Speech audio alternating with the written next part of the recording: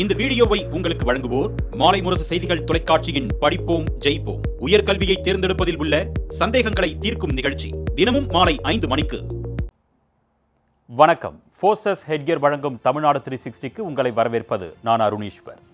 தமிழகத்தில் உள்ள அனைத்து மாவட்ட நிகழ்வுகளையும் விரிவாக பார்ப்பதற்கு முன் முதலில் தலைப்புச் செய்திகளை பார்க்கலாம். திண்டுக்கல்லில் அரசு மருத்துவக் கல்லூரி மருத்துவமனை கட்டடத்தில் இருந்து கீழே விழும் கண்ணாடி தகடுகள். மருத்துவக் கல்லூரி கட்டடங்களை முறையாக பராமரிக்க வலியுறுத்தல்.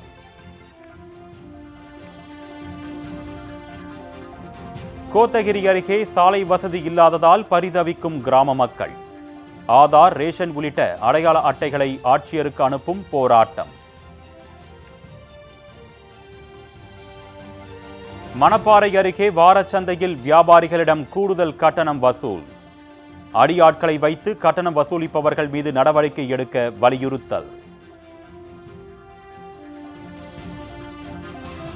திருப்பூர் மாவட்டம் தாராபுரத்தில் வாங்க ஆள் இல்லாமல் அழுகும் தர்பூசணி பழங்கள்.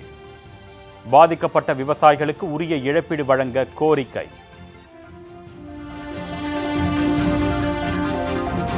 மேட்டுப்பாளையம் அருகே நடக்க முடியாமல் தோட்டத்தில் நின்ற காட்டு யானை.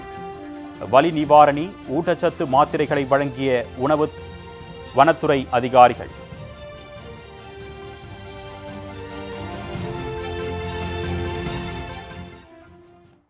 இனி விரிவான செய்திகளை பார்க்கலாம். 327 கோடி ரூபாய் செலவில் கட்டப்பட்ட அரசு மருத்துவக் கல்லூரி கட்டடத்தில் இருந்து கண்ணாடி தகடுகள் பெயர்ந்து விழுவதால் மாணவர்கள் பீதியடைந்துள்ளனர். திண்டுக்கல்லில் பொதுமக்களுக்கு உயர் சிகிச்சை கிடைக்க வசதியாக கடந்த அதிமுக ஆட்சியின் போது 327 கோடி ரூபாய் மதிப்பீட்டில் மருத்துவக் கல்லூரி மற்றும் மருத்துவமனை கட்டுவதற்கான அடிக்கல் நாட்டப்பட்டது. கட்டுமான பணிகள் நிறைவடைந்து கடந்த 2022ஆம் ஆண்டு இந்த மருத்துவக் கல்லூரி மருத்துவமனை திறக்கப்பட்டது. மருத்துவக் கல்லூரி கட்டடங்கள் மீது பதிக்கப்பட்ட கண்ணாடி தகடுகள் அடுத்தடுத்து பெயர்ந்து விழுகின்றன. கண்ணாடி தகடுகளுடன் சேர்ந்து சிமெண்ட் பூச்சுகளும் பெயர்ந்து விழுவதால் மாணவர்கள் பீதியடைந்துள்ளனர். எனவே மக்கள் வரி பணத்தில் கட்டப்பட்ட மருத்துவக் கல்லூரி மருத்துவமனை கட்டிடங்களை முறையாக பராமரிக்குமாறு சுகாதாரத்துறைக்கு மாணவர்களும் சமூக ஆர்வலர்களும் கோரிக்கை விடுத்துள்ளனர்.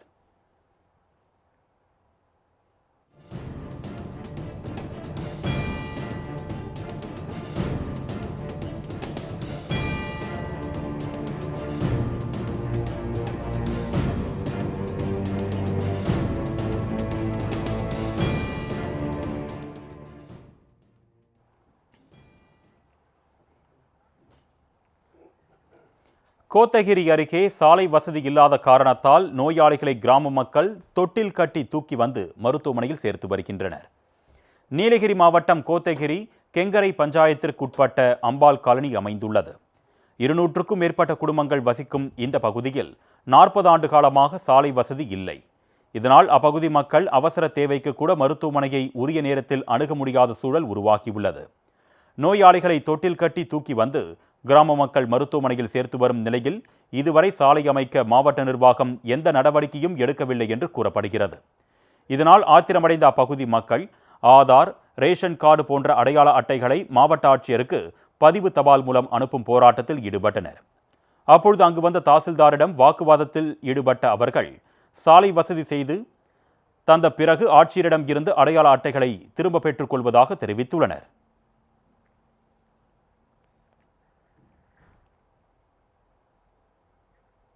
மணப்பாறை அருகே வாரச்சந்தையில் வியாபாரிகளிடம் கூடுதல் கட்டணம் வசூலிக்கப்படுவதாக புகார் எழுந்துள்ளது.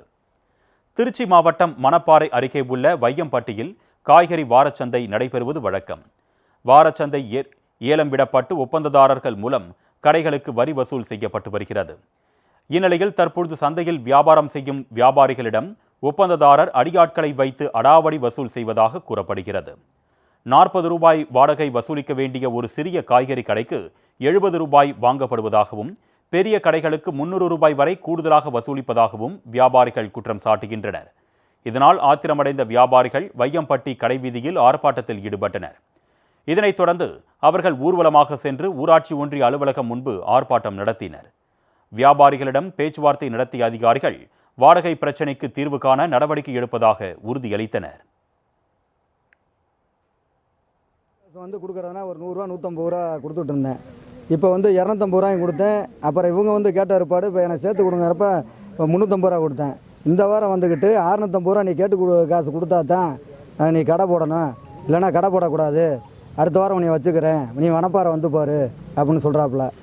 ரெண்டாவது வந்து இந்த பொம்பளை ஆளுகள்லாம் பாவம், அவங்கெல்லாம் 100 ரூபா சம்பாதிக்கிற ஆளுகள்லாம் பிடிச்ச மரியாதையாக தர குறைச்சலாக பேசி அடாவடியாக 10 பேர் வர்றாங்க கேட்டு காசு வசூல் பண்ண.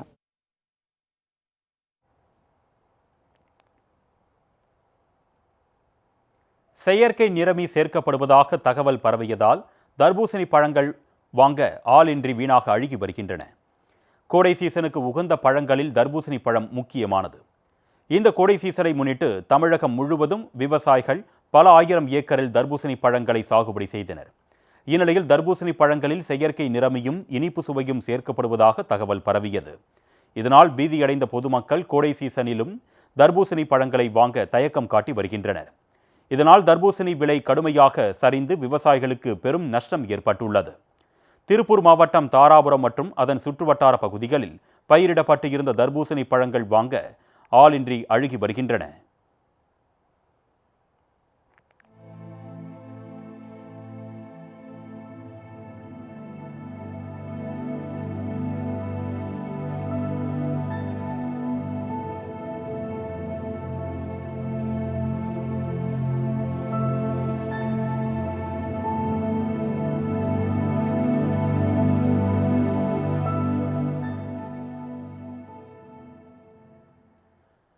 எதிர்பார்த்த அளவுக்கு தர்பூசணி விற்பனையும் நடைபெறாததால் வியாபாரிகள் தர்பூசணிகளை அப்படியே கைவிட்டு செல்லும் நிலைக்கு தள்ளப்பட்டுள்ளனர். எனவே செயற்கை நிறமி சேர்க்கப்படுவதாக வதந்திகளை பரப்பியவர்கள் மீது நடவடிக்கை எடுத்து பாதிக்கப்பட்ட விவசாயிகளுக்கு இழப்பீடு வழங்குமாறு தமிழக அரசுக்கு சமூக ஆர்வலர்கள் கோரிக்கை விடுத்துள்ளனர்.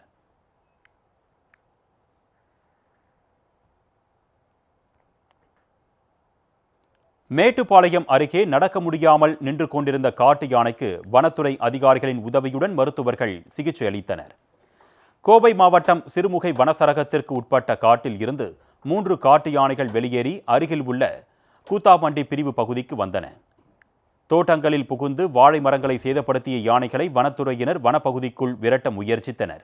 இதில் 2 யானைகள் மட்டும் காட்டுக்குள் திரும்பிய நிலையில் ஒரு ஆண் காட்டு யானை மட்டும் உடல்நலக்குறைவால் பாதிக்கப்பட்டு நடக்க இயலாமல் தனியார் தோட்டத்தில் தஞ்சமடைந்தது. இந்த தகவலை அறிந்த வனத்துறை அதிகாரிகள் மற்றும் மருத்துவக் குழுவினர் வலி நிவாரணி, ஊட்டச்சத்து மாத்திரைகளை பழங்களில் வைத்து யானைக்கு வழங்கினர். தொடர்ந்து சுமார் 17 வயது இருக்கும் என்று கணிக்கிறேன். வந்து க்ளோஸாக அதை யானை ஆய்வு செய்த பொழுது வந்து முதல் கட்ட ஆய்வில் எக்ஸ்டர்னல் இன்ஜுரி வந்து பெரிதாக எதுவும் இருக்கிற மாதிரி தெரியல. அதனுடைய பழத்தில் வந்து அதுக்கு வந்து ஆன்டிபயோட்டிக்கும் பெயின் கில்லரும் வந்து இனிஷியலாக முதல்ல கொடுத்துருக்குறோம். அதுக்கப்புறம் வந்து அதனுடைய மூமெண்ட்ஸ் பார்க்குற பொழுது ஸ்லோவாக ஒரே இடத்துல இருக்குது. அதனால் இதுக்கு உள்ளுக்குள்ளே யானைக்கு உள்ளே ஏதாவது பிரச்சனை இருக்கலாம்னு சஸ்பெக்ட் பண்ணுறோம். அதனால் இப்போதைக்கு வந்து பழத்தின் மூலமாக மாத்திரை கொடுக்கறது தொடர்ந்து கண்காணிப்பில் இருக்குது. மேற்கொண்டு வந்து அதனுடைய முன்னேற்றத்தை பொறுத்து சிகிச்சை தொடரும்.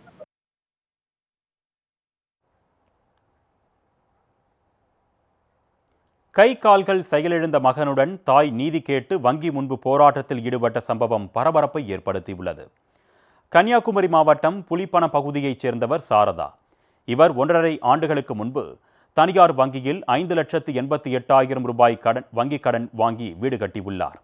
இந்நிலையில் வீடு கட்டும் போது மரத்தில் ஏறி தவறி விழுந்த சாரதாவின் மகன் அருணுக்கு கை கால்கள் செயலிழந்தன. பெற்ற மகன் படுத்த படுக்கையாக இருப்பதால் சாரதா வாங்கிய கடனை கட்ட முடியாமல் தவித்து வந்துள்ளார்.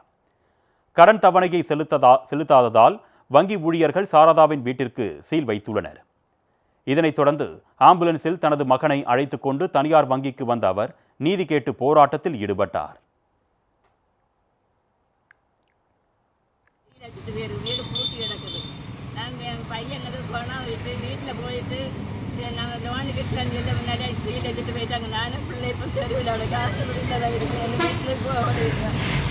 எனக்கு ஒரு வீட்டுக்காரர் தான் இந்த வேலை செய்ய தருவார். இல்லை நான் பிள்ளை கொண்டு ஆஸ்பத்திரியில் வச்சு ஒரு மாதம் ஆகுது. ஆஸ்பத்திரியிலேருந்து காய்க்கிறேன். வீட்டில் அவனு பணம் ஆகிட்டு வீட்டில் இருந்து லோனு கிட்ட சொல்லி நாங்கள் எங்கள் சீல் வச்சுட்டு போயிட்டாங்க. மயிலாடுதுறை மாவட்டம் தரங்கம்பாடி அருகே குடியிருப்பு பகுதிகளில் சுற்றித் திரியும் குரங்குகளால் பொதுமக்கள் பீதியடைந்துள்ளனர். மயிலாடுதுறை மாவட்டம் தரங்கம்பாடி தாலுகா காளியப்பன் நல்லூர் ஊராட்சிக்குட்பட்ட அனந்தமங்கலம் வனப்பகுதியில் இருந்து வெளியேறிய 50க்கும் மேற்பட்ட குரங்குகள் இந்த பகுதியில் சுற்றித் திரிகின்றன. சாலையில் குறுக்கும் நெடுக்குமாக சுற்றித் திரியும் குரங்குகளால் வாகன ஓட்டிகள் நிம்மதியாக பயணிக்க முடியாத நிலை ஏற்பட்டுள்ளது. அவ்வப்போது வீடுகளுக்குள் புகுந்து உணவு, செல்போன் உள்ளிட்ட பொருட்களை குரங்குகள் தூக்கி செல்கின்றன. தோட்டங்களில் உள்ள காய்கறிகளையும் பழங்களையும் குரங்குகள் சேதப்படுத்துவதோடு குழந்தைகளையும் அச்சுறுத்தி வருகின்றன. எனவே குரங்குகளை பிடித்து அடர்ந்த வனப்பகுதியில் விடுவிக்குமாறு வனத்துறைக்கு அப்பகுதி மக்கள் கோரிக்கை விடுத்துள்ளனர்.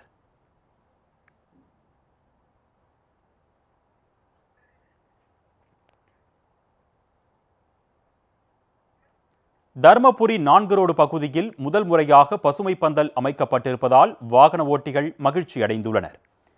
கோடை வெயில் நாளுக்கு நாள் அதிகரித்து வரும் நிலையில் வெயிலின் தாக்கத்தில் இருந்து வாகன ஓட்டிகளை பாதுகாக்கும் வகையில் சிக்னல் பகுதியில் தனியார் பங்களிப்புடன் அரசு சார்பில் பசுமை பந்தல் அமைக்கப்பட்டு வருகிறது. அந்த வகையில் தர்மபுரி 4 ரோடு சிக்னல் பகுதியில் மேற்கூரையாக பசுமை பந்தல் அமைக்கப்பட்டுள்ளது. தர்மபுரி பகுதியில் முக்கிய சந்திப்பான 4 ரோடு பகுதியில் பசுமை பந்தல் அமைக்கப்பட்டிருப்பதால் சிக்னலுக்காக காத்திருக்கும் வாகன ஓட்டிகள் மகிழ்ச்சி அடைந்துள்ளனர்.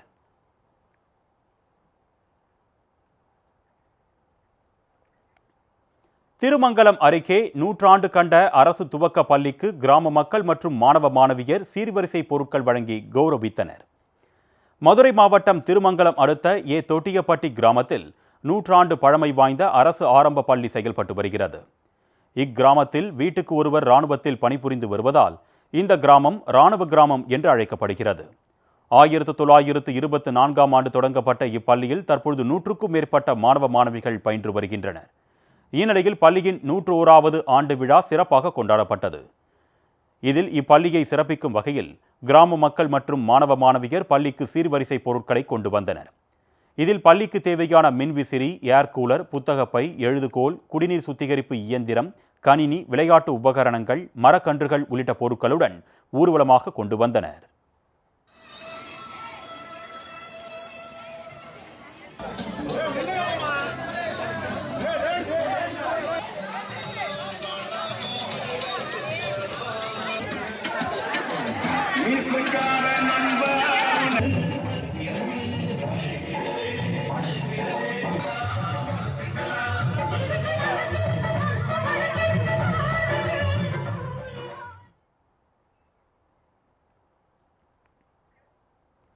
ஓமலூர் அருகே பயணிகளை ஏற்றி இறக்க மறுத்து நிற்காமல் சென்ற தனியார் பேருந்தை பொதுமக்கள் சிறைபிடித்த சம்பவம் பரபரப்பை ஏற்படுத்தியது. சேலத்தில் இருந்து ஓமலூர் வழியாக தருமபுரி, கிருஷ்ணகிரி, பெங்களூரு வரை அரசு மற்றும் தனியார் பேருந்துகள் இயக்கப்பட்டு வருகின்றன. இந்நிலையில் ஓமலூரை அடுத்த குதிரைக்குத்தி பள்ளம், பண்ணப்பட்டி, பூசாரிப்பட்டி, தீவட்டிப்பட்டி, தலவாய்ப்பட்டி உள்ளிட்ட பகுதிகளில் உள்ள பேருந்து நிறுத்தங்களில் பேருந்துகள் நிறுத்தப்படவில்லை என்று அப்பகுதி மக்கள் புகார் தெரிவிக்கின்றனர். இதனால் கிராமப்புற மக்கள் நகருக்கு செல்ல முடியாத நிலை ஏற்படுகிறது. இதுகுறித்து பலமுறை புகார் அளித்தும் நடவடிக்கை எடுக்காத நிலையில் ஆத்திரமடைந்த கிராம மக்கள் பேருந்து நிறுத்தத்தில் நிற்காமல் சென்ற தனியார் பேருந்தை சிறைப்பிடித்து பேருந்து ஓட்டுநர் மற்றும் நடத்துனரிடம் வாக்குவாதத்தில் ஈடுபட்டனர். இதனால் சேலம் பெங்களூரு தேசிய நெடுஞ்சாலையில் அரை மணி நேரம் போக்குவரத்து பாதிக்கப்பட்டது. பின்னர் தகவல் அறிந்து வந்த அதிகாரிகள் பேருந்து நின்று செல்ல நடவடிக்கை எடுக்கப்படும் என்று உறுதியளித்ததை அடுத்து போராட்டம் கைவிடப்பட்டது.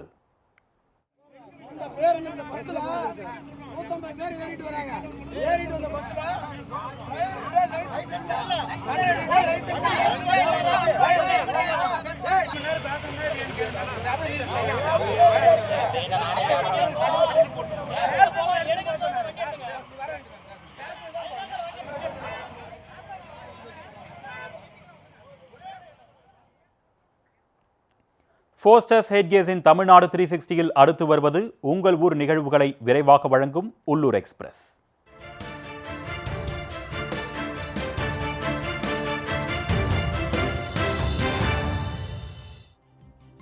திருவண்ணாமலை மாவட்டம் செங்கம் அருகே குடிநீர் வழங்காத ஊராட்சியை கண்டித்து கிராம மக்கள் சாலை மறியலில் ஈடுபட்டனர்.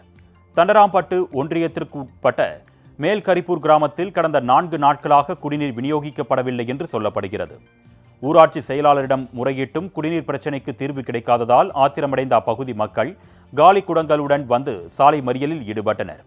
மேலும் ஊராட்சி மன்ற அலுவலகம் திறக்கப்படுவதில்லை என்றும் அங்கு ஊராட்சி செயலாளர் வருவதில்லை என்றும் அவர்கள் குற்றம் சாட்டினர்.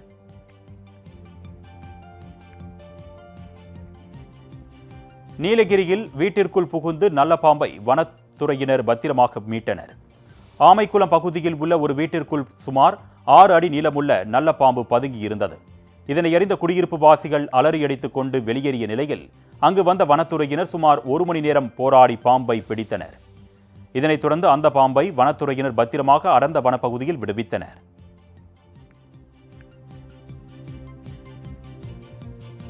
ராமநாதபுரத்தில் புகழ்பெற்ற சிவாலயமான திரு உத்தரகோசமங்கை மங்களநாதர் ஆலயத்தில் கடந்த 4ஆம் தேதி மகா கும்பாபிஷேகம் நடைபெற்றது. இவ்விழாவையொட்டி கோவிலில் கோவையைச் சேர்ந்த கிரி கலைக்குழுவின் வள்ளி கும்மியாட்ட நிகழ்ச்சிக்கு ஏற்பாடு செய்யப்பட்டது. இதில் 60க்கும் மேற்பட்ட பெண்கள் ஒரே நிற ஆடை அணிந்து இசைக்கேற்ப நடனமாடி அசத்தினர். இந்நிகழ்வை சுற்றுவட்டார பகுதிகளைச் சேர்ந்த ஏராளமான பொதுமக்கள் ஆர்வத்துடன் கண்டுகளித்தனர்.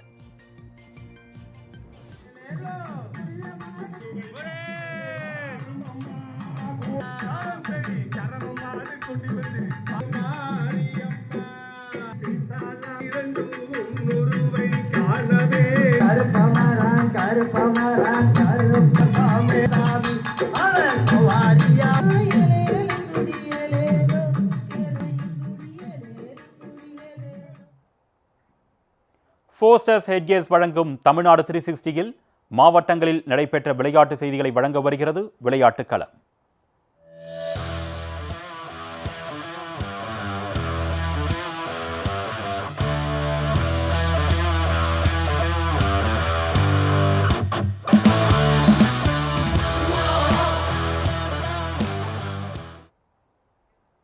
திருப்பத்தூர் மாவட்டம் நாட்டரம்பள்ளி அருகே நடைபெற்ற எருதுவிடும் விழாவில் முதலிடம் பிடித்த காளைக்கு 1 லட்சம் ரூபாய் ரொக்க பரிசு வழங்கப்பட்டது. திருப்பத்தூர் மாவட்டம் புத்துக்கோவில் பகுதியில் எருதுவிடும் விழா கோலாகலமாக நடைபெற்றது. இதில் ஆந்திர மாநிலம் குப்பம், கிருஷ்ணகிரி, தருமபுரி, வேலூர் உள்ளிட்ட மாவட்டங்களில் இருந்து அழைத்து வரப்பட்ட 200க்கும் மேற்பட்ட காளைகள் களம் இறக்கப்பட்டன. முன்னதாக அரசு அதிகாரிகள் முன்னிலையில் விழா குழுவினர் மற்றும் ரசிகர்கள் உறுதிமொழி ஏற்றுக்கொண்டனர். வாடிவாசலில் அவிழ்த்து விடப்பட்ட காளைகள் இலக்கை நோக்கி சீறி பாய்ந்து ஓடின.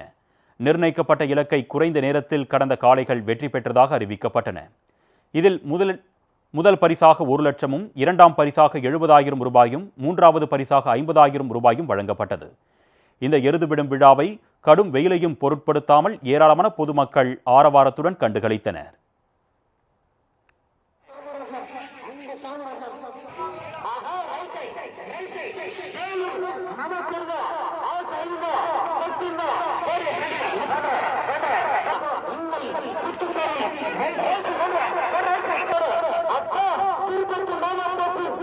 Sandra,